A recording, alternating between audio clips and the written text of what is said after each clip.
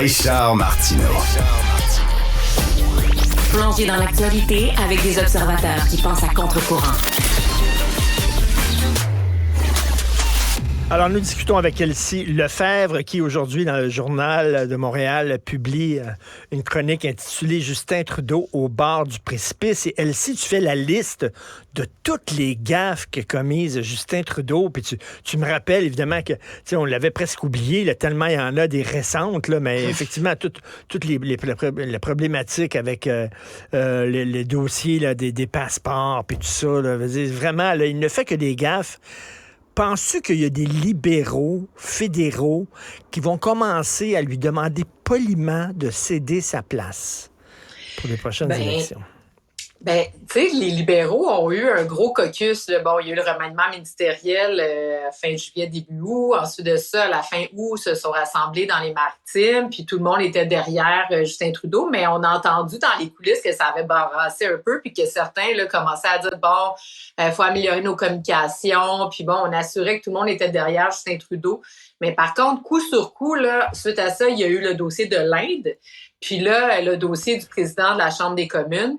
C'est sûr que le dossier de l'Inde, clairement, là, c'est plutôt que s'enliser avec un coulage médiatique. Justin Trudeau a décidé de prendre les devants pour contrer les effets néfastes qu'il a connus avec la Chine.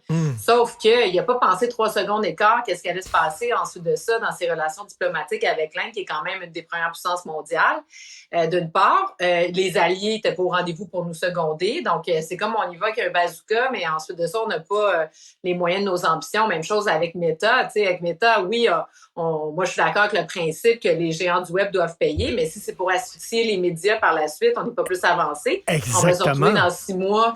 C'est ça, tout le monde va être fermé, puis on aura gagné nos principes. Puis là, le cas du président de la Chambre des communes. Tu sais, je comprends que c'est pas Justin Trudeau. J'adhère à l'histoire là, que c'est le président qui a fait par lui-même son invitation. Ceci dit, de mon point de vue, là, j'ai siégé quand même dans 2 assemblées et puis je suis là-dedans depuis longtemps. C'est impossible que les services de sécurité, que la GRC, que le bureau du premier ministre n'avaient pas la liste. Oui, M. Rota a décidé d'inviter ce monsieur-là, mais cette liste-là, il l'avait pas là, dans le coin de sa manche. Je suis d'accord avec toi. Attends une minute, là. Là, tu reçois M. Zelensky, qui est une star mondiale, et là, tu sais que M. Zelensky va applaudir quelqu'un. Tabarnouche, t'es premier ministre, tu vas dire, attends une minute, je veux pas le mettre dans la chenoute, M. Zelensky, surtout que je viens de promettre mon aide. Donc, on va voir, attends une minute, là, c'est qui va applaudir, là? C'est qui ce gars-là, là, à qui on va faire une ovation debout? Voyons donc, tu sais. Puis quand c'est toi le boss, je le savais pas, c'est pas une excuse. Exactement, c'est ça. Donc, tout ça, c'est complètement ahurissant. Puis si jamais, là, tout d'un coup, qu'il ne savait pas, Mathieu Bocoté a écrit une chronique là-dessus hier, puis je partage totalement son point de vue. Tu sais, il donnait 3 éléments. Il dit, premièrement, s'il n'était pas au courant de la liste, c'est une incompétence totale. S'il était au courant de la liste puis qu'ils l'ont pas regardé, incompétence. Puis s'ils ont vu la liste, personne s'en est rendu compte, c'est encore là, 3e niveau d'incompétence. Mais, tu sais, n'importe qui pour rentrer au Parlement a besoin de s'identifier. Puis cette liste-là, donc, elle existe. Donc, cette liste-là, elle a été partagée, certainement, minimalement avec les services de sécurité. Donc, bref, première chose, c'est que là, il va falloir pour le futur, en tout cas, de toute manière, dans tous les cas, raffiner nos méthodes de sécurité. Mais une fois ce dit, c'est surtout la réaction de Justin Trudeau. Je veux dire, dès que n'importe qui a lu le journal, puis mon Dieu, on a applaudi un nazi, c'est comme... Ciao, bye, là, va-t'en, là, le président, c'est une erreur bien trop grande. À un moment donné, il y a de l'imputabilité. C'est plus juste une fonction. Tu as cette fonction-là, tu es imputable, tu as des responsabilités. Si tu mets le pays dans l'embarras, je pense que c'est notre plus grand embarras diplomatique de notre histoire. C'est quand même Zelensky, là, c'est un homme en guerre présentement. Il vient compléter le narratif de Vladimir Poutine. Totalement. C'est épouvantable. Écoute, c'est épouvantable. On a mis plus de 100 milliards dans cette guerre-là. Tu écris Trudeau n'a plus de réflexe. Et là, j'en parlais tantôt avec Mathieu. Je dis Trudeau, il est plus bon. Il dit, il n'a jamais été bon. Puis quand tu penses, tu sais, le voyage sur l'île de l'Agacan, il voulait avoir une journée à tout prix sur la réconciliation avec les Autochtones. Quand on a eu finalement cette journée-là, il a sacré son camp en vacances sur une plage.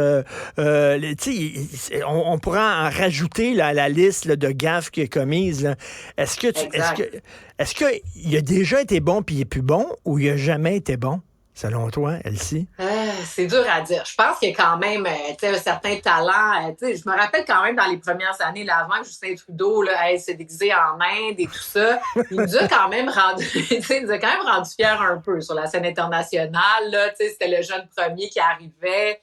Mais une fois ça dit, ça reste de l'image. C'est quel était le contenu. Puis au niveau des relations internationales, c'est sûr que lui, il a eu le début de son mandat avec Donald Trump. Là, c'est quand même non négligeable. Et Donald Trump le traitait comme un petit gars en culotte courte.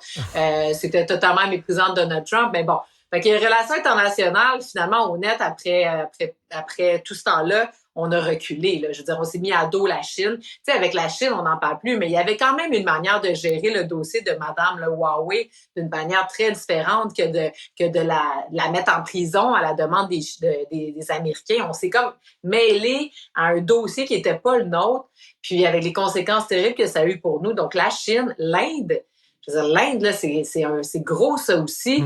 Les géants du web, et puis là, tu sais, s'il a été bon, il a géré la pandémie, mais il a géré la pandémie avec générosité. Mais trop! Ça nous a coûté combien de milliards? Mais trop! Écoute, il y a des morts qui recevaient des chèques. Moi, ma fille, elle faisait plus d'argent à rien faire qu'à travailler dans des bars comme elle le faisait avant la pandémie. Tu sais, ça n'a pas de maudit bon sens, là. Ben, c'est ça. C'est que, donc, il a ouvert les. Donc, tu sais, mais je veux dire, il faut se rappeler, rappelle-toi, Richard, qui est venu en élection, Justin Trudeau, en nous disant non, les saines finances publiques, on oublie ça, je vous promets des déficits. C'est fou pareil. Puis il a été élu. Parce qu'à l'époque, lui, sa logique, c'était de se dire les taux d'intérêt sont bas, donc si on emprunte, c'est pas grave.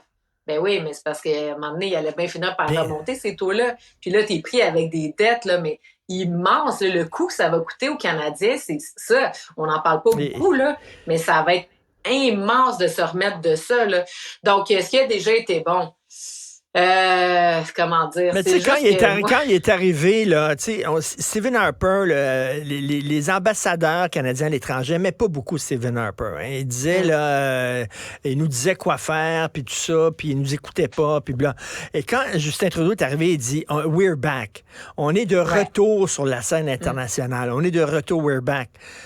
J'ai croisé à la première du film de Denis Arcand, j'ai croisé Mme Mila Mulroney, puis j'ai dit, qu'est-ce que vous pensez de ça quand Trudeau disait we're back? Elle dit, yeah, in the back of the bus.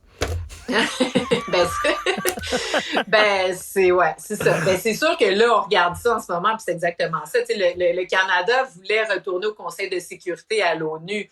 Oublie ça, là, on n'a pas passé... ceci dit, c'était la même chose sous le gouvernement Harper, mais le Canada, non, est plus un joueur à l'échelle internationale. Mais là, c'est pire, c'est que là, on est ridiculisé.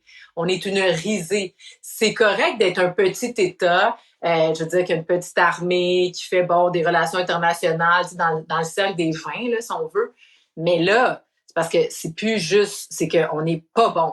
On était déjà, tu sais, le président indien, là, ou le président premier ministre, je ne sais pas comment il l'appelle, mais il disait, c'est ça, quand il s'en est pris au Canada, il a dit, là, le Canada, avant de faire la leçon à tout le monde, vous pourriez peut-être regarder à l'intérieur parce que vous avez un nid de terroristes, puis vous les accueillez, vous ne surveillez pas.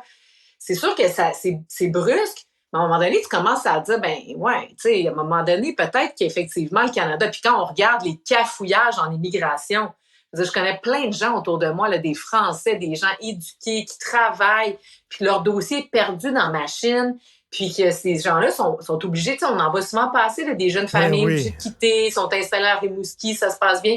Donc, tu sais, c'est un cafouillage en plusieurs dossiers. C'est pas comme s'ils n'avaient pas investi dans la fonction publique. T'sais, on pourrait dire, il manque de ressources. Ben non, la fonction publique a grandi. Moi, je suis pas contre ça.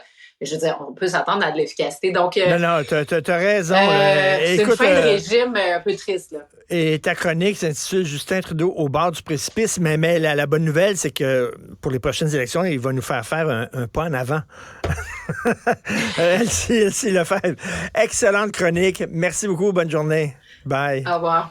C'est tout le temps qu'il nous reste. Si vous avez un scoop, si vous voulez réagir aux propos qui ont été tenus sur cette émission par les invités, les chroniqueurs ou moi-même, écrivez-nous à studio@cube.radio.